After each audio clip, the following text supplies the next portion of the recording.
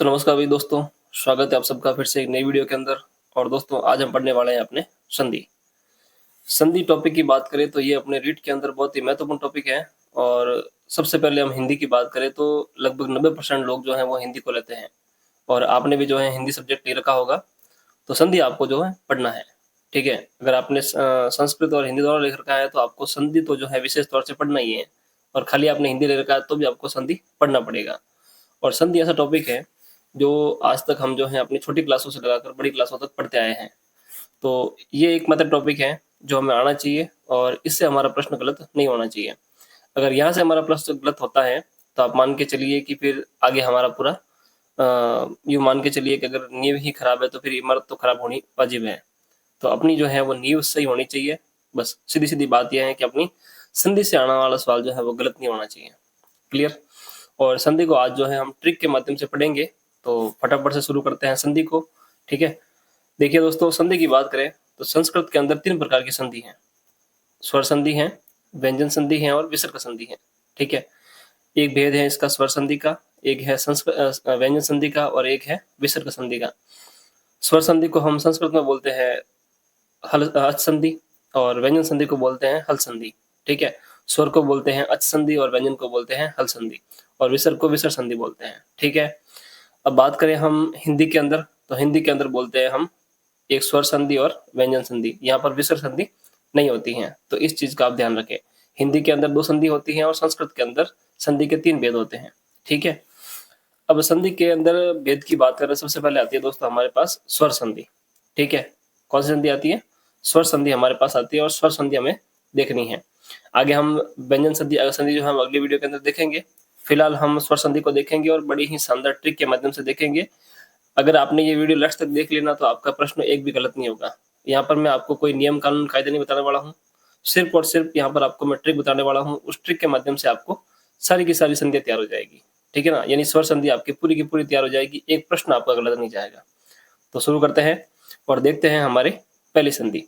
तो स्वर संधि के भेद की बात करें तो यहाँ पर दोस्तों स्वर संधि के हैं 5 भेद। कितने हैं? 5 भेद हैं। कौन कौन से हैं? तो दीर्घ संधि है, गुण संधि है, वर्धि संधि है, यण संधि है और अयादि संधि है। कौन कौन सी हैं वापस देख लीजिए एक बार।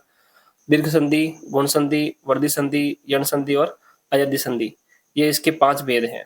ठीक है, सबसे पहले बात करें हम दीर्घ संधि की। दीर्घ का मतलब होता है दोस्तों बड़ा। क्या होता है? बड़ा। दीर्घ का मतलब होता ही बड़ा है। तो यहाँ पर आपको बड़ी मात्रा मिलेगी। कैसी मिलेगी? बड़ी मात्रा मिलेगी। दीर्घ संधि की सबसे बड़ी पहचान है कि यहाँ पर आपको बड़ी मात्रा मिलेगी। कैसे मिलेगी?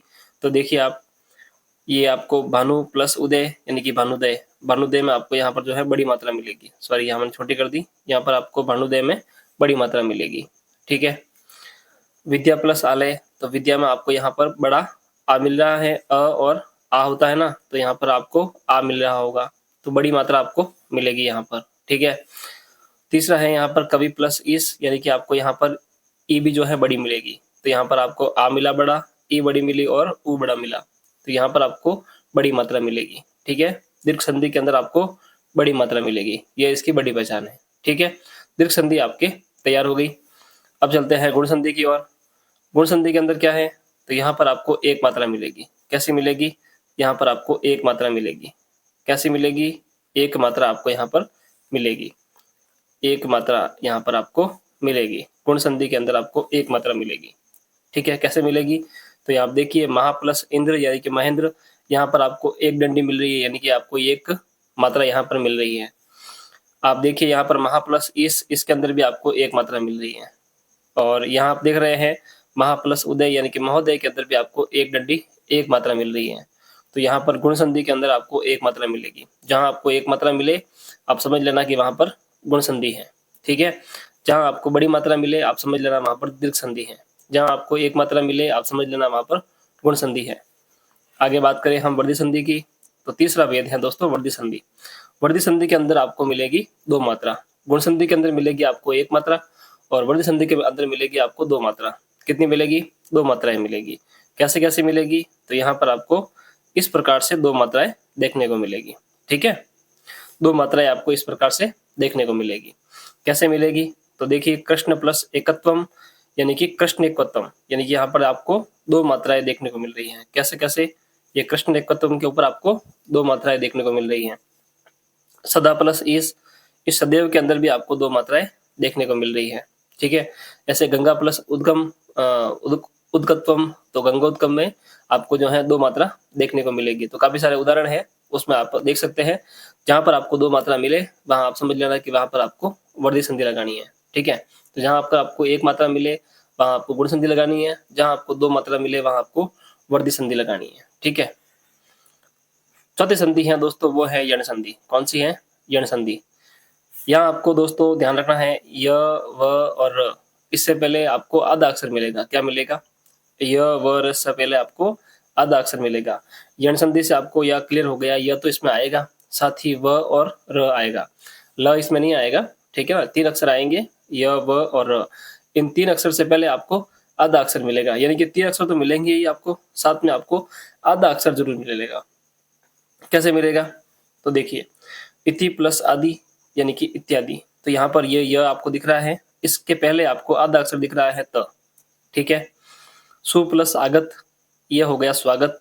तो स्वागत के अंदर भी व है और उससे पहले आपको आधा अक्षर दिख रहा होगा स। ठीक है, तो इस प्रकार से ये आपको ध्यान रखना है कि य, व और र से पहले आपको जो है आधा अक्षर देखने को मिलेगा। ठीक है, तो ये हो गई आपके यण संधि। 5वीं संधि है दोस्तों वो है अयादि संधि। कौन सा भेद है?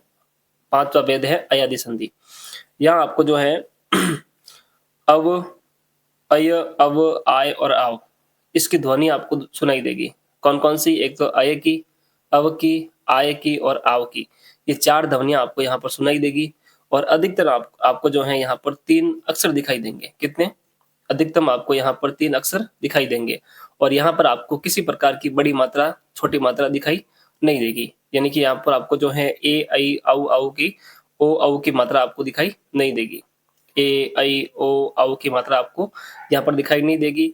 यहाँ पर आपको ध्वनि सुनाई देगी अय की, औ की, आय की और आव की। अब कैसे? वो देखिए, जैसे कि नयनम, नयन हो गया। नयन के अंदर देखिए आपको यहाँ पर अय की मात्रा, अय की ध्वनि आपको सुनाई दे रही है। नयन, नय, अय, नय, अय। ये पवन के अंदर हो गया अव, पव, पव यानी कि अव। पावक, आव, नायक, आय। तो यहाँ पर आपको ये अव, अय, आव और आय की मात्रा आपको, तो आय की जो ध्वनि है ये आपको सुनाई देगी। ठीक है, तो इन चीजों का आपको ध्यान रखना है और इससे आपकी ये संधि पूरी की पूरी क्लियर हो जाती है।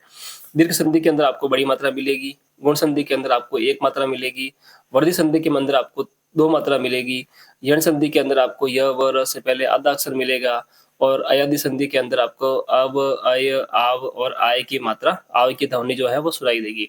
ठीक है, तो ये आपकी स्वर संधि जो है वो पूरी कंप्लीट हो जाती है। इसी प्रकार से और भी काफी सारी वीडियो है और भी काफी सारी चीजें हैं जो हम ट्रिक के माध्यम से आगे आगे देखते जाएंगे। तो चैनल को सब्सक्राइब जरूर कर लेना, वीडियो आपको अच्छी लगी हो तो वीडियो को लाइक जरूर कर देना, साथ ही अन्य दोस्तों के साथ शेयर इसको कर देना और रीड की तैयारी आप कंटिन्यू करते रहना। तो दोस्तों, आपको आज की क्लास अच्छी लगी हो तो क्लास को लाइक जरूर करके जाना। तो मिलते हैं एक अगली वीडियो में, तब तक के लिए धन्यवाद। जय हिंद।